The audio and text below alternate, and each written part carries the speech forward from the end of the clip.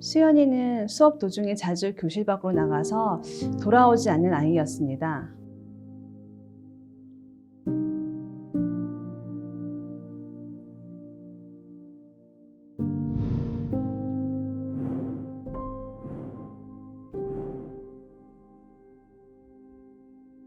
이런 수연이는 글씨를 잘 못 읽었는데요. 지금 생각해보면 교실에서 들리는 이야기는 아마 온통 알아들을 수 없는 이야기뿐이었을 겁니다. 자신의 생각을 잘 이야기하지 못하고 같은 낱말로만 계속 되풀이해서 이야기하거나 그러다 보니까 친구들이랑 다툼도 조금씩 생기게 되고 결국에는 친구들 사이에서도 설 자리가 없어지는 그런 모습을 보게 되었어요.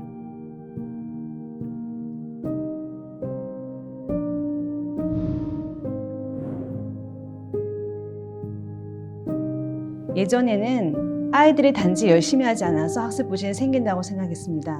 보충학습으로 공부 시간만 늘려주면 부족한 지식이 채워질 수 있을 줄 알았습니다.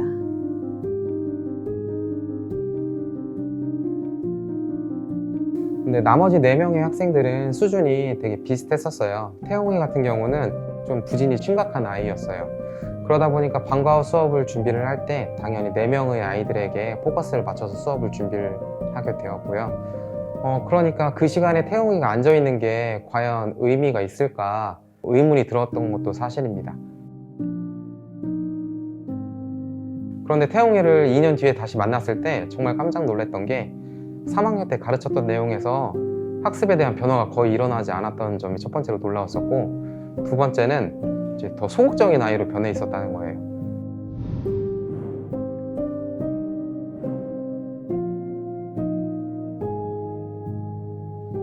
학습 부진이 결과에서 출발하고 결과만 봤을 때는 왜 그럴까를 먼저 생각하지 않았는데요. 아이들이 어렵다고 말하면 넌 노력이 부족해 하고 다그쳤습니다. 결과가 따라주지 않으면 교사의 힘으로 어쩔 수 없는 일이라고 체념을 먼저 하게 됐습니다. 부진 학생들은 자기가 소외되고 있다고 느끼는 것들을 아이들과 면담하면서 많이 느낄 수 있었어요. 근데 이렇게 안 되는 아이로 이미 낙인이 찍혔을 때 사실 학교나 선생님들이 그 아이에게 해줄 수 있는 건 정말 적어지는 것 같아요.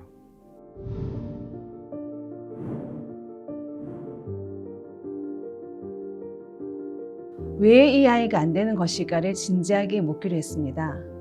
대부분의 아이들 각자에게는 저마다의 사정이 있습니다.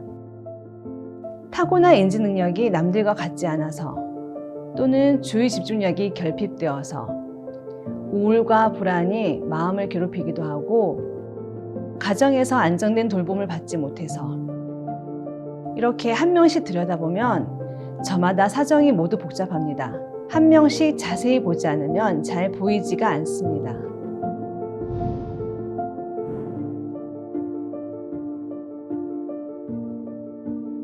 아이가 수업에서 느끼는 갑갑함과 두려움이나 그런 어려움들을 집에서 털어놓는다면 다행이지만 그러지 못할 가능성이 큽니다. 가정이 학교 못지않게 아이들의 자존감을 끌어내릴 때가 많습니다. 안 되는 아이로 낙인 찍지 말라며 화를 내는 부모님도 계시고, 내 아이는 내가 책임진다고 소통을 거부하기도 하시고, 학부모와의 상담은 아이의 문제를 들여다보는 열쇠가 되기도 하지만 반대로 해결해야 할 숙제를 더 많이 안겨주기도 합니다.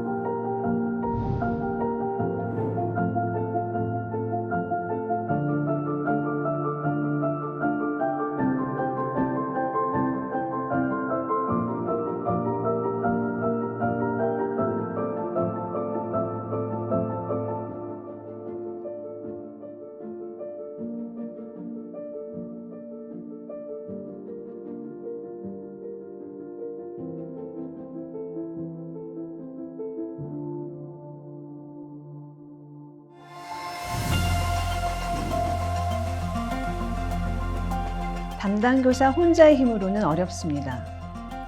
한 아이의 부진 원인을 찾기도 어렵고, 또 아이에게 필요한 지원을 해주기는 더 어렵습니다. 학교의 여러 구성원이 함께 도와주어야 합니다. 상담이 필요한 아이인지, 오후부터 밤까지 돌봄이 필요한 아이인지, 복지 혜택이 필요한 아이인지, 학습의 구멍은 어디에서부터 나 있는지, 또 어디서부터 메꿔야 하는지, 이러한 진단을 바탕으로 아이 한 명 한 명에게 맞는 프로그램을 설계합니다.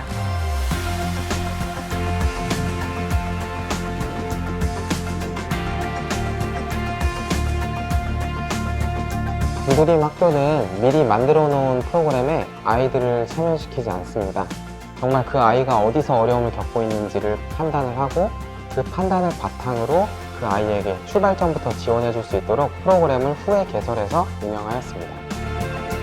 맞춤과 통합이 없는 프로그램은 형식적인 수준에 그친다는 걸 우리는 이미 많이 봐왔습니다.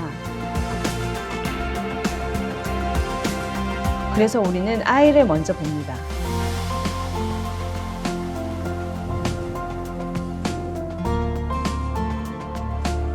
도움이 필요한 아이들이 정말 많아도 너무 많아요. 아이들은 선생님이 관심을 가져주는 것만으로도 되게 고마워하더라고요.